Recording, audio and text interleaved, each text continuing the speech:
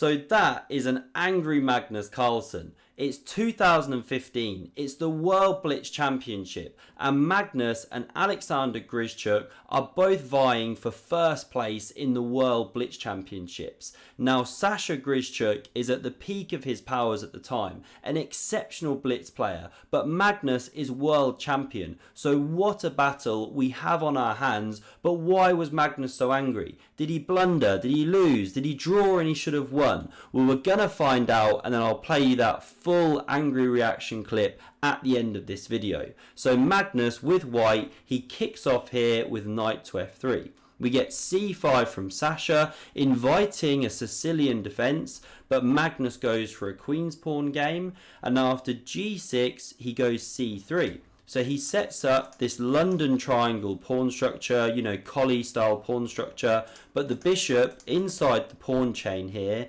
how's Magnus going to develop it? Well, after b6 from Sasha, we get takes, pawn recaptures, Magnus just taking the game in a different direction now, after a think and going e4. I love the adaptability of the strong players. Magnus unafraid to change the pawn structure, and now if Sasha takes, well, there's queen d5. You fork two pieces, one is dropping. So coming back here, we get queen g7.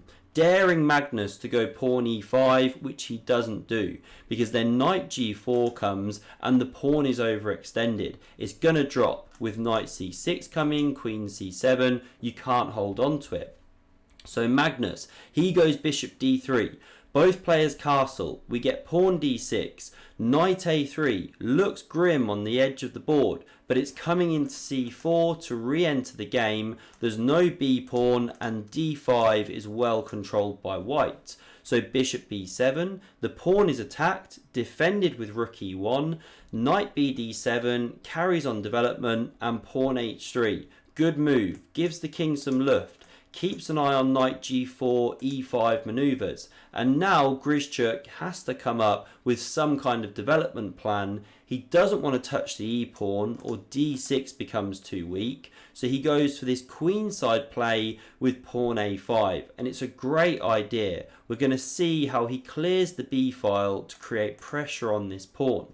So we get bishop f4, Magnus looking for central play with pawn to e5. Pawn a4 carries on, but Magnus doesn't rush. Queen d2. Now we get bishop c6, clearing the b file, and after rook a d1, queen b6, now Magnus goes for the breakthrough. Grischuk captures, knight takes, bishop takes back. Grischuk has compromised his pawn structure, but what's he got in exchange for it? Well, a small initiative after queen to b7, because it induces Magnus to play pawn f3, and he's just created a few dark squared weaknesses around the king.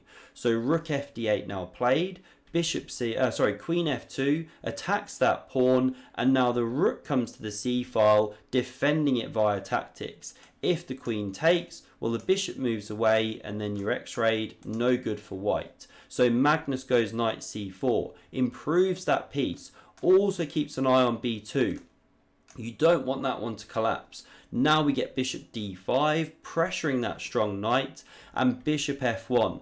Real grandmasterly move, tucking back that bishop, sometimes playing a defensive role around the king, but also activating this rook to look down the d-file. And Grischuk correctly senses this is the moment to start exchanging some pieces.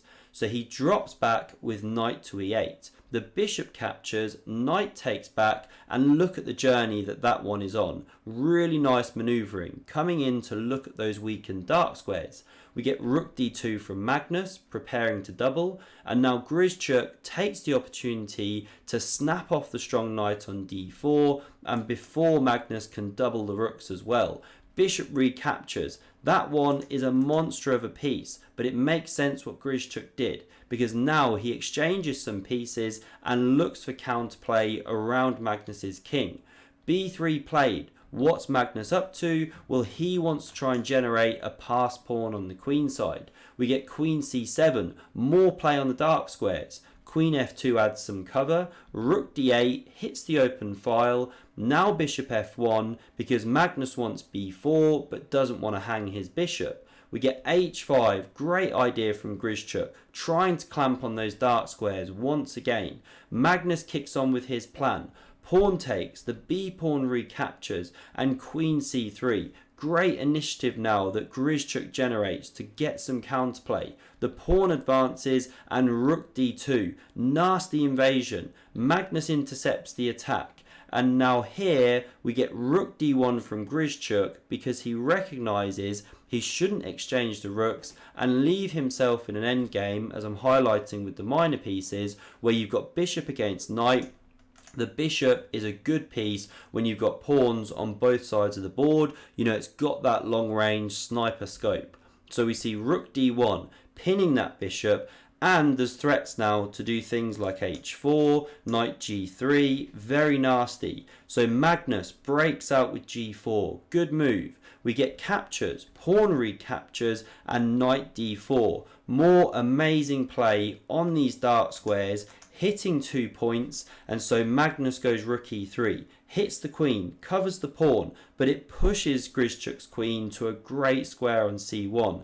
There's instantly a threat, because if white goes pawn to b6, can you see a winning tactic here for black?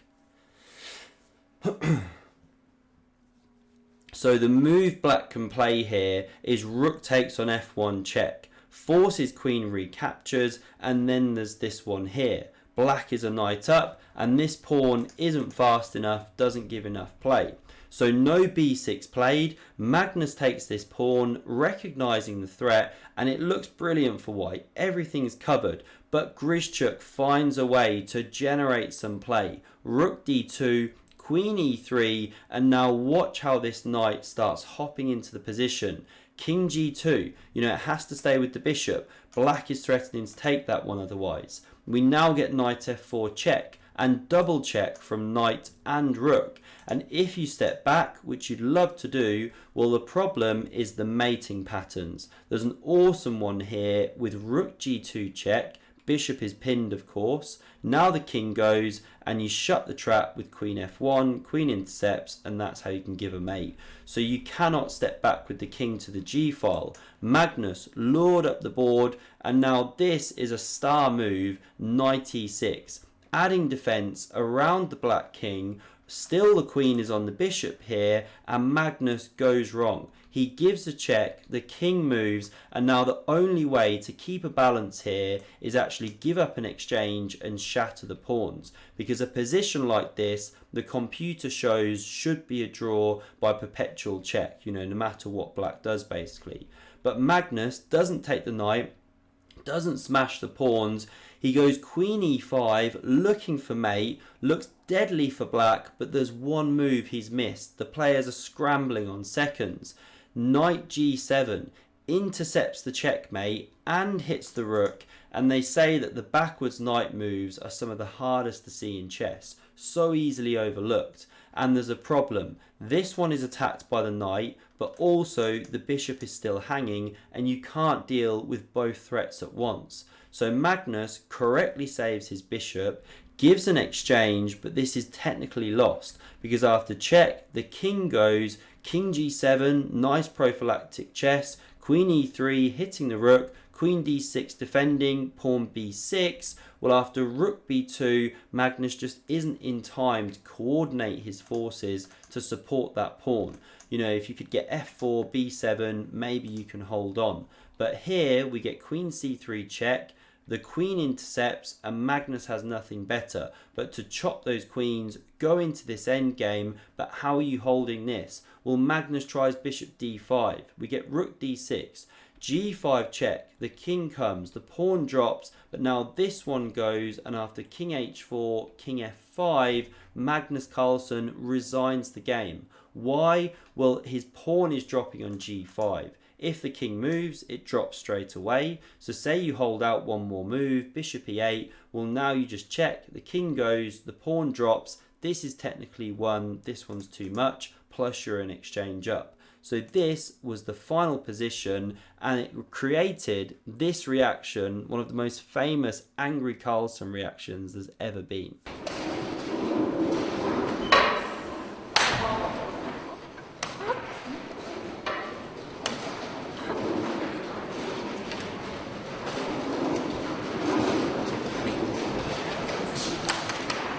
So Magnus hugely unhappy with losing that one, and Grischuk actually went on to win the entire tournament. Phenomenal performance from him. I hope you enjoyed this one. Do see the video on screen for another epic game, and thanks very much for watching. See you soon.